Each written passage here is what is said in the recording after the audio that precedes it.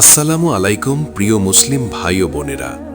আমরা সবাই এই দুনিয়াতে এসেছি একটি নির্দিষ্ট সময় নিয়ে, কিন্তু আমরা অনেকেই জানি না কোন কাজগুলো আমাদের হায়াত কমিয়ে দেয়, কোন গুনাহগুলো আল্লাহ তাআলার গজব ডেকে আনে, আর কোন পাপ মানুষের মৃত্যু খুব দ্রুত কাছাকাছি নিয়ে আসে। আজকের এই ভিডিওটি কোনো বানানো কথা নয়, কোনো মোটিভেশনাল গল্প নয়, বরং কোরআন ও সহি হাদিসের আলোকে এমন তিনটি ভয়ঙ্কর পাপ নিয়ে আলোচনা করা হবে, যেসব পাপ মানুষের জীবন থেকে বরকত তুলে নেয়, রিজিক সংকুচিত করে এবং অকাল মৃত্যুর কারণ হয়ে দাঁড়ায়। অনেক মানুষ নামাজ পড়ে, রোজা রাখে, হজ করে, দান করে, কিন্তু এই তিনটি পাপের কারণে তার জীবন অশান্তিতে ভরে যায়, দোয়া কবুল হয় না, এমনকি হঠাৎ করে মৃত্যুর মুখে পড়ে যায়। রাসূলুল্লাহ সাল্লাল্লাহু আলাইহি ওয়াসাল্লাম স্পষ্টভাবে আমাদের সতর্ক করেছেন, কিছু গুনাহ এমন আছে যেগুলোর শাস্তি শুধু আখিরাতে নয়, দুনিয়াতেও মানুষকে ভোগ করতে হয়। আর তার মধ্যে সবচেয়ে বড় শাস্তি হল হায়াত কমে যাওয়া এবং অকাল মৃত্যু। আজকের এই ভিডিওটি শেষ পর্যন্ত না দেখলে আপনি হয়তো এমন একটি গুনাহ করে বসে আছেন যেটাকে আপনি খুব ছোট মনে করছেন, কিন্তু আল্লাহর কাছে সেটা অত্যন্ত বড় অপরাধ। তাই অনুরোধ করব, মনোযোগ দিয়ে শেষ পর্যন্ত ভিডিওটি দেখবেন এবং নিজের জীবনকে একবার কোরআন ও হাদিসের আয়নায় মিলিয়ে নেবেন।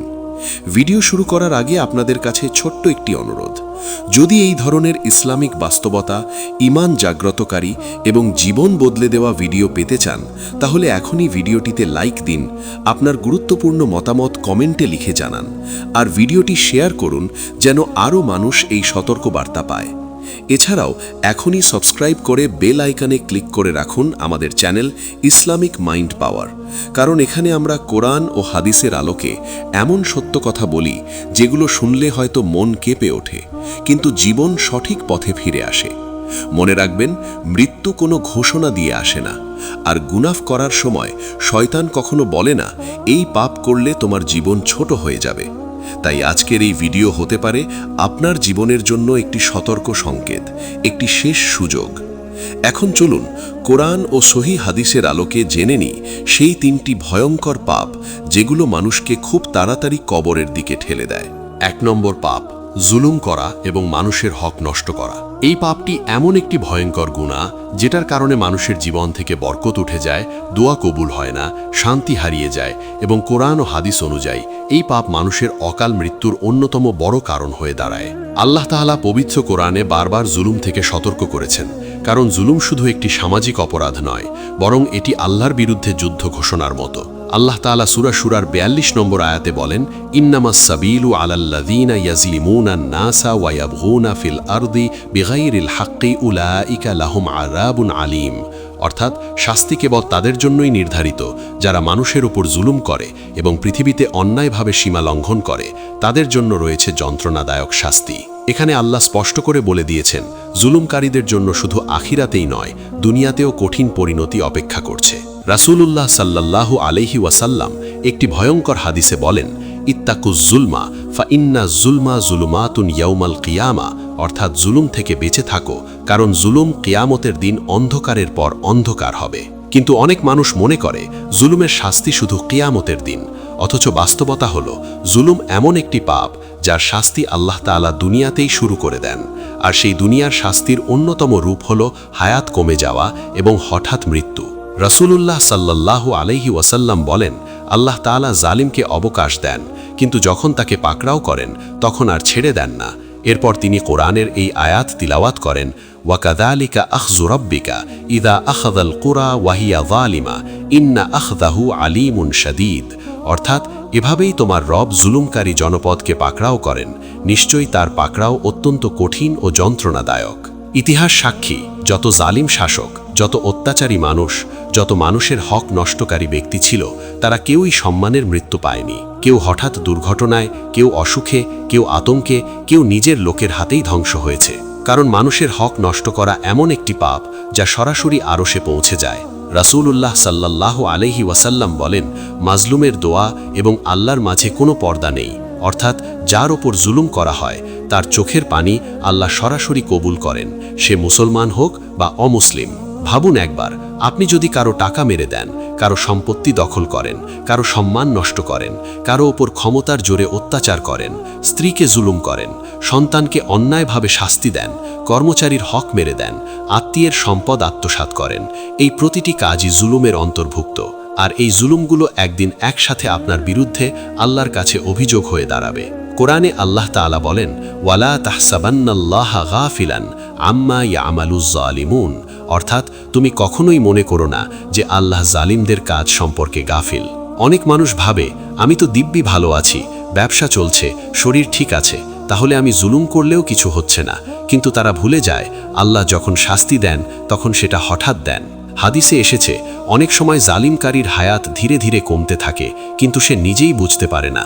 আজ সুস্থ, কাল অসুস্থ, পরশু হাসপাতালে, তারপর কবর। এজন্যই সালাফে সালেহিনরা বলতেন, জুলুম এমন আগুন যা আগে নিজের ঘরেই লাগে। সবচেয়ে ভয়ঙ্কর বিষয় হল, জুলুমের গুনাহ আল্লাহ ক্ষমা করেন না যতক্ষণ না যার উপর জুলুম করা হয়েছে সে ক্ষমা করে।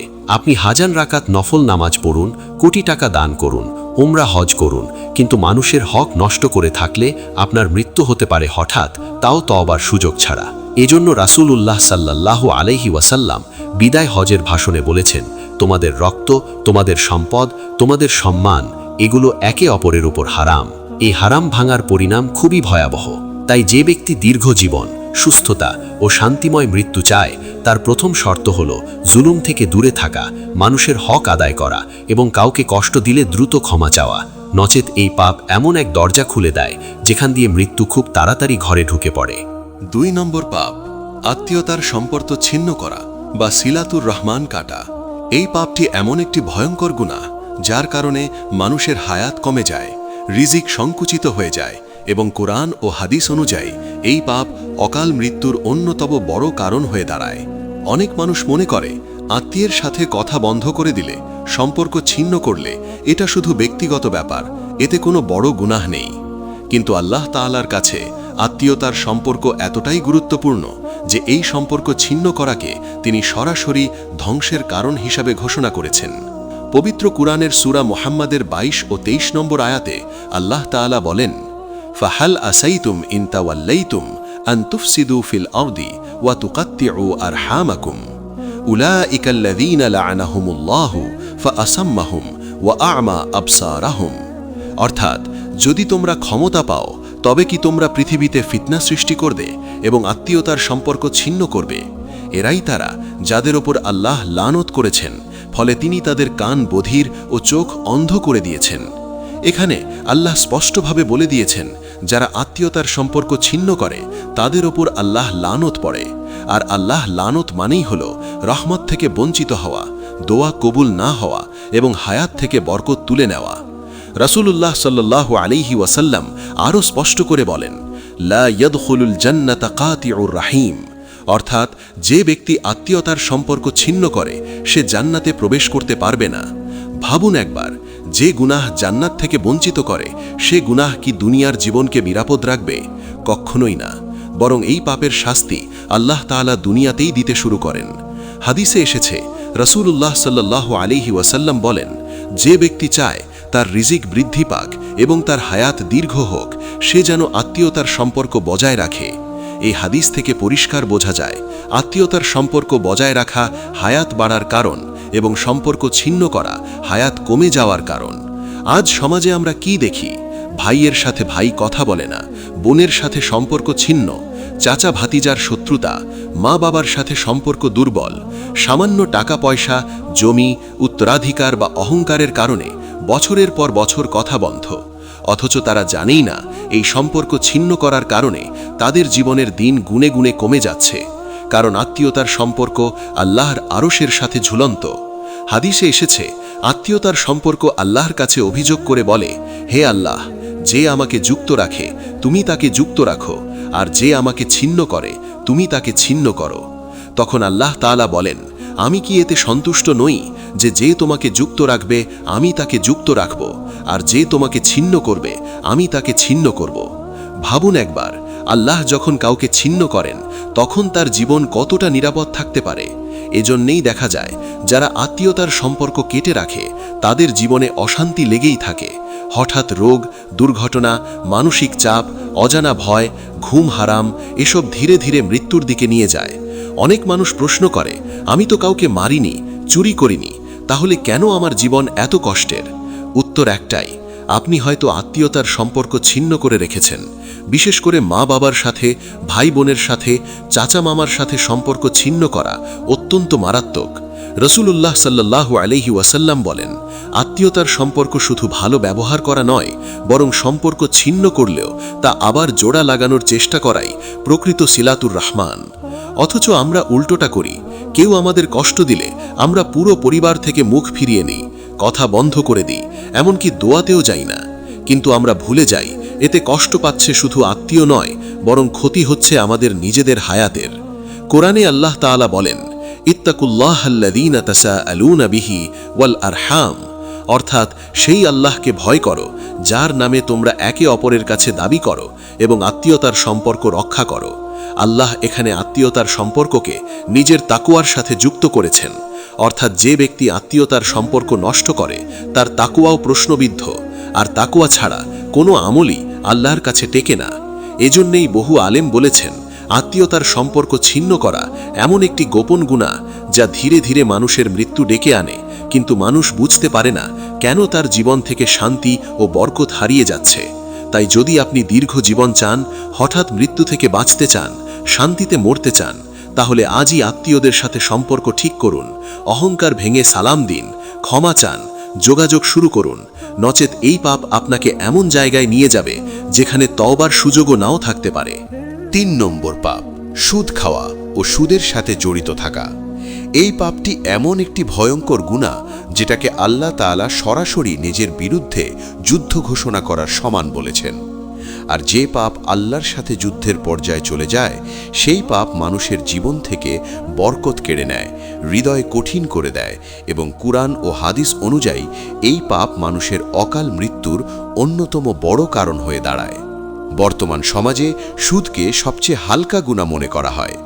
অনেক মানুষ নামাজ পড়ে, রোজা রাখে, দান করে, কিন্তু সুদের লেনদেনকে স্বাভাবিক মনে করে। অথচ পবিত্র কুরআনের সূরা আল বাকারা 278 ও 279 নম্বর আয়াতে আল্লাহ তাআলা ভয়ঙ্কর ঘোষণা দেন, ইয়া আইয়ুহাল্লাযীনা আমানুত্তাকুল্লাহা ওয়া যারু মা বাকিয়া মিনার রিবা ইন কুনতুম মুমিনিন ফাইল্লাম তাফআলু ফাআযানু বিহারবিম মিনাল্লাহি ওয়া রাসূলিহি। অর্থাৎ, হে ঈমানদারগণ, আল্লাহকে ভয় করো এবং সুদের যা বাকি আছে তা ছেড়ে দাও যদি তোমরা মুমিন হও। যদি তোমরা তা না করো তবে আল্লাহ ও তার রাসূলের পক্ষ থেকে যুদ্ধের ঘোষণা শুনে নাও। ভাবুন একবার, কোন গুনাহের জন্য আল্লাহ এমন ঘোষণা দিয়েছেন?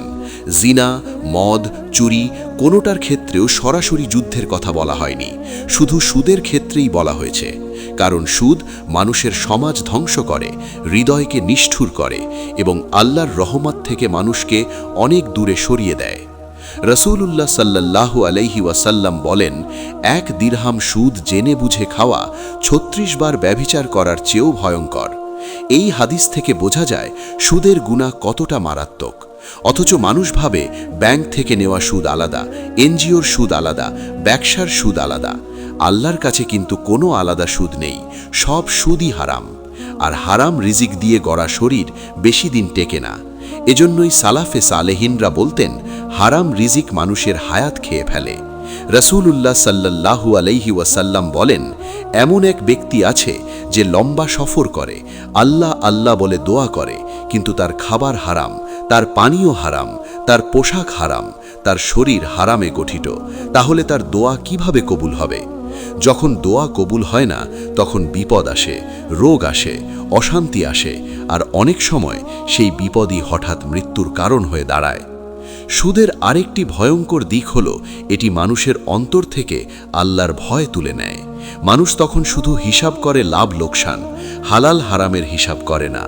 কুরআনে আল্লাহ তাআলা বলেন, ইয়ামহাকুল্লাহুর রিবা ওয়া ইউরবিস সাদাকাত, অর্থাৎ আল্লাহ সুদকে ধ্বংস করে দেন এবং সদকাকে বৃদ্ধি করেন। এখানে ধ্বংস করার অর্থ শুধু সম্পদ নয়, বরং জীবন, শান্তি, স্বাস্থ্য, পরিবার সবকিছু। অনেক মানুষ দেখে অবাক হয়, অমুক লোক তো অনেক টাকা কামাই করেছিল, কিন্তু হঠাৎ হার্ট অ্যাটাক, স্ট্রোক, ক্যান্সার, দুর্ঘটনায় মারা গেল। কারণ সুদের টাকা বাহ্যিকভাবে বাড়ে, কিন্তু ভেতরে ভেতরে জীবনকে খেয়ে ফেলে। রাসূলুল্লাহ সাল্লাল্লাহু আলাইহি ওয়াসাল্লাম সুদের সাথে জড়িত সবাইকে লানত করেছেন, যে খায়, যে দেয়, যে লেখে এবং যে সাক্ষী থাকে। অর্থাৎ আপনি যদি সরাসরি সুদ না খান কিন্তু সুদের চুক্তিতে সহযোগিতা করেন, তবুও আপনি এই লানতের অন্তর্ভুক্ত। আর আল্লাহর লানত মানেই হল রহমত থেকে দূরে চলে যাওয়া, আর রহমত ছাড়া জীবন মানেই ধীরে ধীরে মৃত্যুর দিকে অগ্রসর হওয়া। এজন্যই বহু আলেম বলেছেন, সুদ এমন একটি গোপন বিষ যা ধীরে ধীরে মানুষের শরীর ও আত্মাকে ধ্বংস করে দেয়। মানুষ বুঝতেই পারে না কখন সে মৃত্যুর এত কাছে চলে গেছে। তাই যদি আপনি দীর্ঘ জীবন, শান্তিময় মৃত্যু এবং আল্লাহর রহমত চান, তাহলে আজই সুদের সাথে সম্পর্ক ছিন্ন করুন, তওবা করুন, বিকল্প হালাল পথে ফিরে আসুন। নচেত এই পাপ এমনভাবে জীবনকে গ্রাস করবে যে হঠাৎ মৃত্যু আপনার জন্য অস্বাভাবিক কিছু থাকবে না। প্রিয় মুসলিম ভাই ও বোনেরা, আজকের এই ভিডিওতে আমরা কুরআন ও সহিহ হাদিসের আলোকে এমন 3টি ভয়ঙ্কর পাপ সম্পর্কে জানলাম, যেগুলো মানুষের জীবন থেকে বরকত কেড়ে নেয়, দোয়া কবুল হওয়ার দরজা বন্ধ করে দেয় এবং অনেক সময় মানুষ বুঝে ওঠার আগেই তাকে কবরের দিকে ঠেলে দেয়। জুলুম করা ও মানুষের হক নষ্ট করা, আত্মীয়তার সম্পর্ক ছিন্ন করা এবং সুদ খাওয়া, এই 3টি পাপ বাহ্যিকভাবে অনেকের কাছে সাধারণ মনে হলেও আল্লাহর কাছে এগুলো অত্যন্ত মারাত্মক অপরাধ। আজ যদি আমরা নিজেদের জীবনের দিকে তাকাই, তাহলে দেখব হয়তো আমরা সরাসরি কাউকে মারিনি, প্রকাশ্যে কোনো বড় অপরাধ করিনি, কিন্তু নীরবে নীরবে এই পাপগুলোর কোনো না কোনো একটিতে জড়িয়ে পড়েছি। আর এটাই সবচেয়ে ভয়ঙ্কর, কারণ গোপন গুনাহ মানুষের অন্তরকে ধ্বংস করে দেয় এবং হঠাৎ শাস্তির কারণ হয়ে দাঁড়ায়। মনে রাখবেন, মৃত্যু কোনো পূর্ব সংকেত দিয়ে আসে না, আর অকাল মৃত্যু সবচেয়ে বেশি আসে সেই মানুষের কাছে যে গুনাহকে তুচ্ছ মনে করে। আজ যদি এই ভিডিও শোনার পরেও আপনি বলেন, পরে তওবা করব, পরে ঠিক করব, তাহলে জেনে রাখুন, তওবা করার সুযোগটাই যদি না আসে, তখন কি করবেন? এজন্যই আল্লাহ তাআলা আমাদের বারবার সতর্ক করেছেন, ফিরে আসার সময় এখনই। আপনি যদি কারো ওপর জুলুম করে থাকেন, আজই ক্ষমা চান, মানুষের হক ফিরিয়ে দিন। যদি আত্মীয়তার সম্পর্ক কেটে রাখেন, অহংকার ভেঙে আজই ফোন করুন, সালাম দিন, সম্পর্ক জোড়া লাগান। যদি সুদের সাথে জড়িত থাকেন, আল্লাহর কাছে কান্নাকাটি করে তওবা করুন এবং হালাল পথে ফেরার সিদ্ধান্ত নিন। মনে রাখবেন, আল্লাহ তাআলা অত্যন্ত ক্ষমাশীল, কিন্তু সেই বান্দার জন্যই যে সত্যিকার অর্থে ফিরে আসে। আজকের এই ভিডিওটি যদি আপনার অন্তরে সামান্য হলেও ভয়, অনুশোচনা বা ফিরে আসার ইচ্ছা তৈরি করে থাকে, তাহলে এটাকেই আল্লাহর পক্ষ থেকে একটি সুযোগ মনে করুন। হয়তো এই ভিডিওটাই আপনার জীবনের মোড় ঘুরিয়ে দিতে পারে, হয়তো এই কথাগুলোই আপনার অকাল মৃত্যুর পথ থেকে আপনাকে ফিরিয়ে আনতে পারে। তাই আর দেরি করবেন না, আল্লাহর দিকে ফিরে আসুন, গুনাহ ছেড়ে দিন, হালাল পথে চলার শপথ নিন। যদি এই ভিডিওটি আপনার ভালো লেগে থাকে এবং মনে হয় এই সতর্কবার্তা আরও মানুষের কাছে পৌঁছানো দরকার, তাহলে অবশ্যই ভিডিওটিতে লাইক দিন, আপনার অনুভূতি কমেন্টে লিখে জানান এবং ভিডিওটি শেয়ার করুন। আর এমন আরও ঈমান জাগানো, বাস্তবতা তুলে ধরা ইসলামিক ভিডিও পেতে এখনই সাবস্ক্রাইব করুন আমাদের চ্যানেল ইসলামিক মাইন্ড পাওয়ার এবং বেল আইকনে ক্লিক করে রাখুন। আল্লাহ তাআলা যেন আমাদের সবাইকে এই ভয়ঙ্কর পাপগুলো থেকে হেফাজত করেন, হালাল ও বরকতময় জীবন দান করেন এবং ঈমানের সাথে সুন্দর মৃত্যু নসিব করেন। আমিন।